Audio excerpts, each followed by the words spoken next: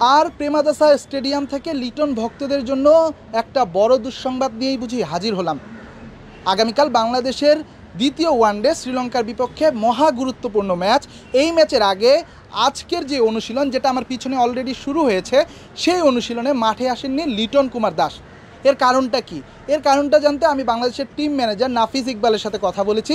তিনি আমাকে যতদূর জানিয়েছেন, বাংলাদেশ দলের কোচ লিটনকে আসলে আজকের এই অনুশীলনের জন্য ছুটি দিয়েছেন, কিংবা ঐচ্ছিক অনুশীলন হিসেবে লিটনের জন্য এই আসলে অনুশীলনটাকে ঘোষণা করেছেন। আজকে একটা গুরুত্বপূর্ণ অনুশীলন, আগামীকাল একটা গুরুত্বপূর্ণ ম্যাচ। এই ম্যাচের আগের দিন কি কখনো ঐচ্ছিক অনুশীলন হতে পারে দু একজন প্লেয়ারের জন্য?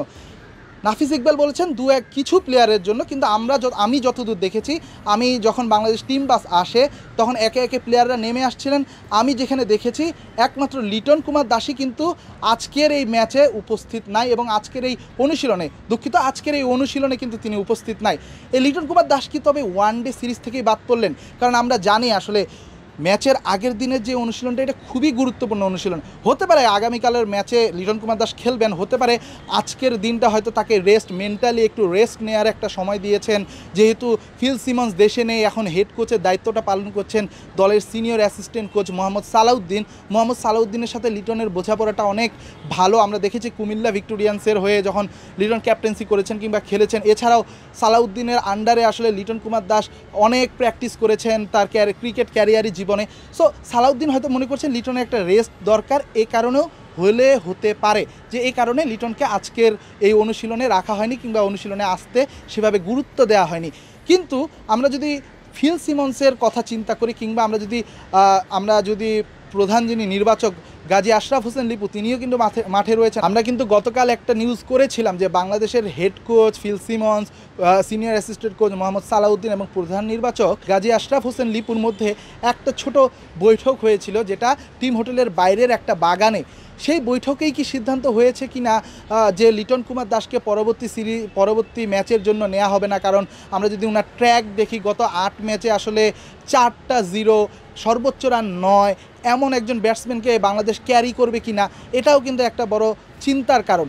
এখন শেষ পর্যন্ত লিটন কুমার দাস আগামীকালের ম্যাচ খেলেন কিনা এটা পরের বিষয়, কিন্তু আজকের মতো একটা গুরুত্বপূর্ণ অনুশীলনে লিটনের না থাকাটা, এটা কিন্তু একটা বাংলাদেশ দলের জন্য হোক কিংবা লিটনের নিজের জন্য হোক, ব্যক্তিগতভাবেও যদি চিন্তা করি, এটা কিন্তু একটা বড় ড্রব্যাক, একটা বড় কিন্তু লিটন পিছিয়ে পড়ার একটা কারণ হতে পারে।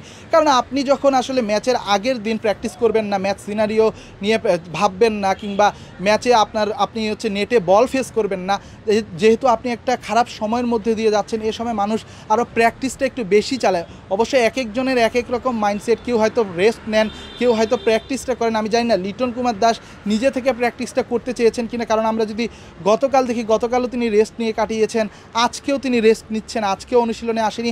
এটা কিন্তু লিটন কুমার দাসের নিজের জন্য আসলে ম্যাচে খুব বড় ডিফারেন্স আনবে বলে আমি ব্যক্তিগতভাবে মনে করি না, কিংবা বাংলাদেশ যারা ক্রিকেটটা ফলো করে তারাও ব্যক্তিগতভাবে মনে করে না।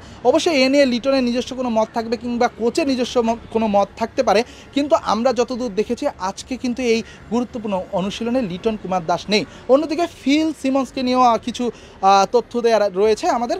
যেমন ফিল সিমন্স আজ সকালে কিন্তু লন্ডনে পাড়ি দিয়েছেন, একটা গুরুত্বপূর্ণ ম্যাচ আগামীকাল। সেই ম্যাচের আগে আসলে ফিল সিমন্সকে বাধ্য হয়ে যেতে হয়েছে। এর কারণটা হলো চ্যাম্পিয়ন্স ট্রফির সময় তার একটা শারীরিক ইনজুরি কিংবা শারীরিক অসুস্থতার কারণে ইংল্যান্ডের ডক্টরের কাছে একটা সিরিয়াল নেওয়া ছিল।